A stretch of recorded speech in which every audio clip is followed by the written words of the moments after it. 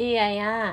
မြန်မာပြည်ရန်ကုန်စာတိလို့ထားလိုက်ကျမကအညာစာတိအဲ့ဒီမှာအခေါ်လေးတွေဘယ်လိုခေါ်လဲဆိုတာကိုပြောပြပေးနော်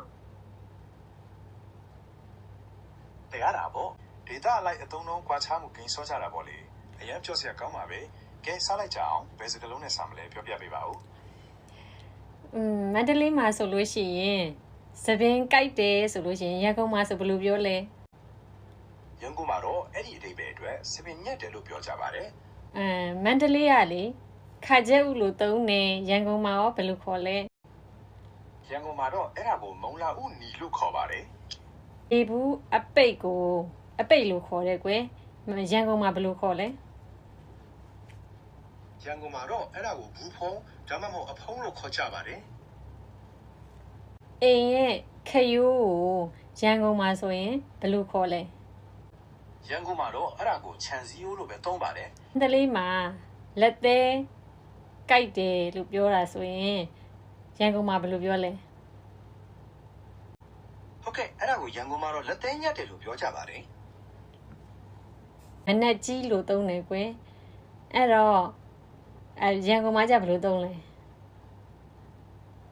ရန်ကုန်မှာတော့အဲ့ဒီအဓိပ္ပာယ်အတွက်မနက်စောစောဒါမှမဟုတ်မနက်အစောကြီးလို့သုံးကြတာများပါတယ်နောက်ထပ်မန္တလေးမှာဆိုရင်မိုးချုပ်ပြီးလို့ပြောတယ်ကွယ်မိုးချုပ်ပြီးဆိုလို့ရှိရင်မိုးချုပ်ပြီးလို့သုံးတယ်ဆိုလို့ရှိရင်ရန်ကုန်မှာရောဘယ်လိုပြောလဲရန်ကုန်မှာတော့ညနေဆောင်တာကိုညနေဆောင်ပြီးလို့သုံးကြတာများပါတယ်တကယ်လို့မိုးချုပ်ခန်းကြီးမောင်သွားပြီဆိုရင်တော့မှောင်စားပြိုးပြီးလို့လည်းပြောကြပါသေးတယ်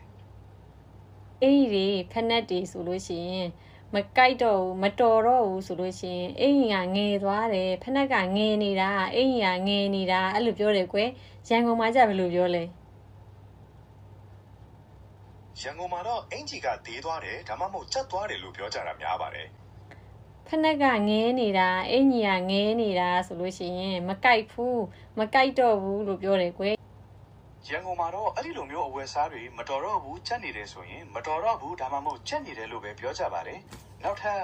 တနခါကတနခါရှိရလေမြန်မာတနခါတက်တက်ရှိရမိတ်ကက်ဆိုတာမိတ်ကက်တက်တက်ရှိရအဲ့ဒါကိုမန္တလေးမှာကမိတ်ကက်လိမ့်လဲပဲတနခါလိမ့်တယ်လို့ပဲပြောတာရန်ကုန်မှာကြအဲ့လိုသုံးသလားမဟုတ်ပါဘူးခင်ဗျာရန်ကုန်မှာတော့မိတ်ကက်လိမ့်တာကိုမိတ်ကက်လိမ့်တယ်လို့သိကြခေါ်ပြီးတနခါလိမ့်တာကိုတော့တနခါလိမ့်တယ်လို့ပဲသုံးပါတယ်မွေးငါတောက်မယ်လို့ပြောတာကွယ်ရန်ကုန်မှာကြတော့ဘယ်လိုပြောလဲရန်ကုန်မှာတော့မုံဟင်းကားကိုစားတယ်လို့ပဲသုံးပါတယ်တောက်တယ်ဆိုပြီးတော့မသုံးပါဘူးခင်ဗျာ